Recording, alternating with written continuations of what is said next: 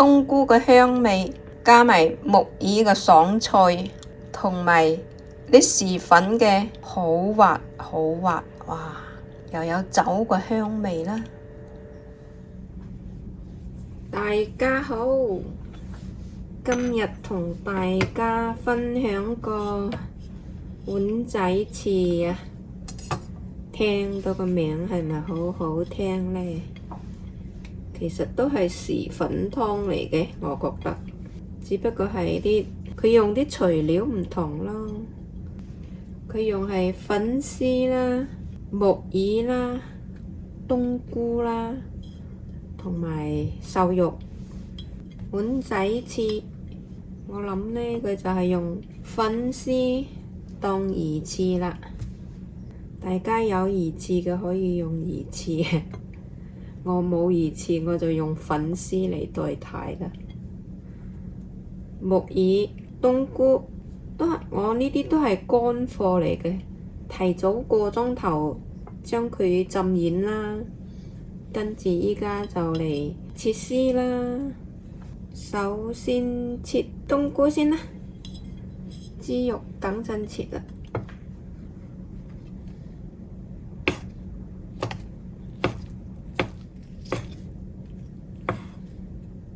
你浸材料之前呢，最好呢煲雞湯先啦，咁樣呢你就快啲啦，唔使等太耐啦，因為煲湯呢都要幾耐下㗎，最少都要煲佢2個鐘頭啲雞湯，幼幼地咁切開佢，陣間攞嚟用。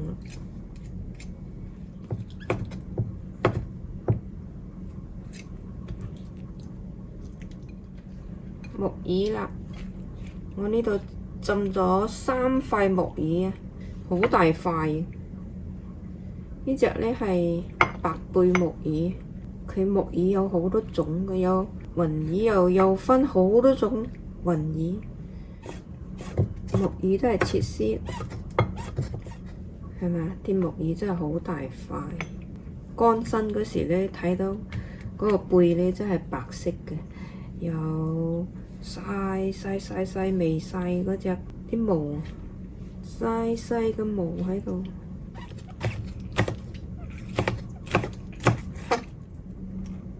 碗仔翅啊，同嗰啲粟米羹啊，你嗰啲咩瑤柱羹啊，咩魚肚羹啊，都係差唔多咁整法噶咯，嗰啲湯。佢呢就名就好聽啲，碗仔翅，其實就用粉絲當魚翅。好，切埋啲粉絲，因為嗰啲粉絲呢比較長，所以呢都要切開佢咯。你亦都可以用鉸剪剪開佢，因為好長啊嘛，睇下粉絲。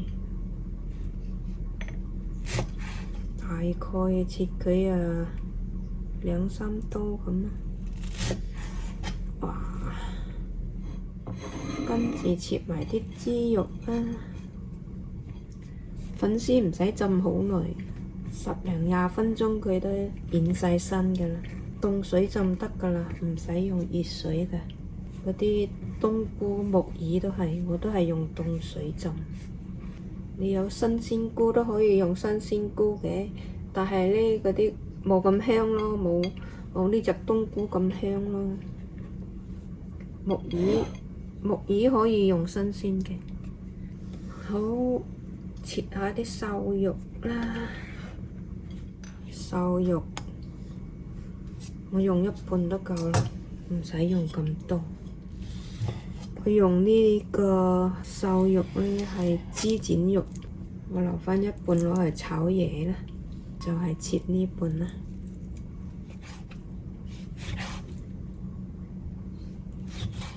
再切絲啦，啱先我係切片係咪？而家切絲。好，樣嘢都切好絲啦。整碗仔翅嘅材料切好啦，跟住呢你等啲雞湯煲好呢，就整啦，碗仔翅啦。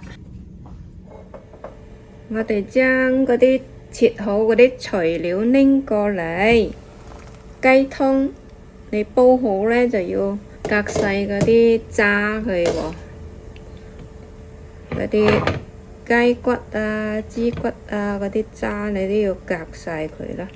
我呢度大概4碗水到啦，準備嚿冰糖啊，細細嚿都得。你冇冰糖呢，白糖啊、黃糖啊都 OK， 少少攞嚟調下味啫嘛。跟住呢，我放啲冬菇絲落去先啦，因為佢呢係生㗎嘛，我冇煲過，放落去煲下先啦。煲幾分鐘啲冬菇，然之後再放木耳。煲冬菇嗰時呢，我哋就嚟將嗰個粉啊、豉粉啊，調好個豉粉漿先。我用嘅係馬蹄粉啊，你冇馬蹄粉嘅用豉粉同埋粟米粉都得㗎，但係我又鍾意馬蹄粉。馬蹄粉呢滑好多。正常呢，我阿媽話2羹豉粉，即係以前我哋用嗰啲係飲湯嗰啲瓦羹啊、瓦瓷羹啊。2羹粉就開1碗水啦，就可以即係煮1碗水嘅豉粉湯。我依家呢度有2羹，我呢度4碗水左右。3、4、5、6，我而家用咗6羹馬蹄粉，因為我呢個羹呢比較大啦，所以我用少2羹。用普通水得㗎啦，普通水調開啲粉佢。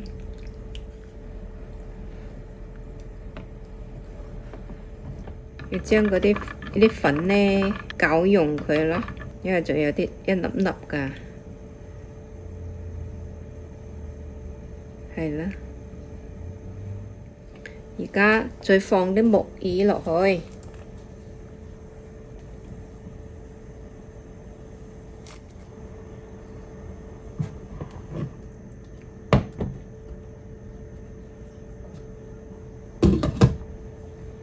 開返大火，煮佢2分鐘之後，我哋就加粉絲啊，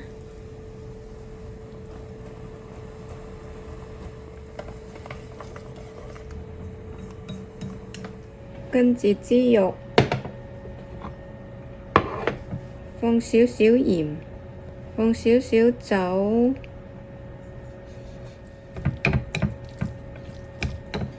醃佢一陣都得㗎啦，因為啲豬肉呢始終都有陣呢豬嘅臊味道喺度，我又唔係咁鍾意嗰陣味呢，所以呢放啲酒辟下嗰啲豬嘅腥味。我而家嚟加返少少鹽落去，因為呢我啲雞湯冇放鹽啦，放返少少鹽落去。粉絲同木耳呢，煮2-3分鐘都得㗎啦。而家呢，加返啲肉絲啦，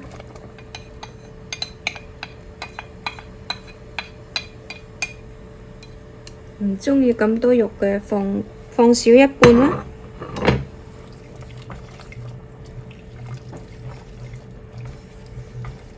哇！倒豉粉嗰時呢，最好一邊倒一邊攪。如果你覺得佢太稠嘅，即係太結嘅話，你就唔好倒晒落去。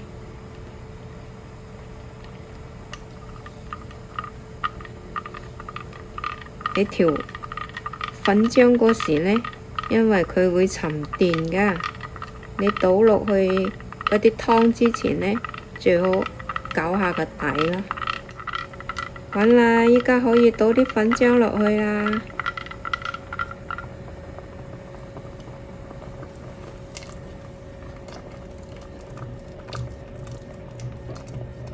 倒住一半先。哇，結晒啦！似乎都得咯，都夠咯，我都唔使可怕嗰啲彈返出嚟，好熱嘅啫，得咗，唔使放晒，最多放3羹咋吓。最後加返啲酒同埋老抽，咁就大功告成㗎啦。1羹紫餸嗰啲酒啊，即係料酒啊，老抽都係1羹，都係要佢啲顏色啫嘛。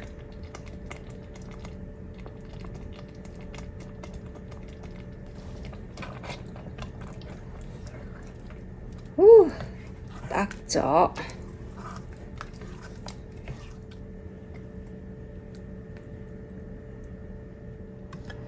好。江湖上嘅碗仔翅啊，最興飲呢個湯嘅碗仔翅完成啦，得咗，放返幾粒葱花落去就靚晒。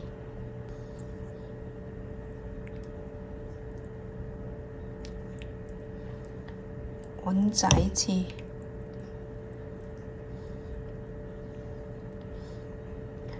我啲魚翅係咪放得太多呢？粉絲當魚翅，唔記得咗啲粉絲都幾索水下。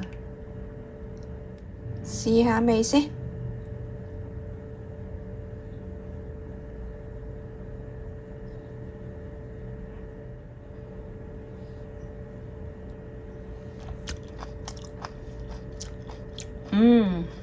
唔錯，大家不妨試下碗仔翅，難怪咁多人鍾意飲啦，真係幾好飲㗎。OK，一個碗仔翅今日就分享到呢度啦，多謝大家收睇，謝謝觀看。Thanks for watching，拜拜。切嘢呢，最好呢用呢幾個手指頂住個刀背，慢慢咁褪，咁你就唔怕切到手指啦。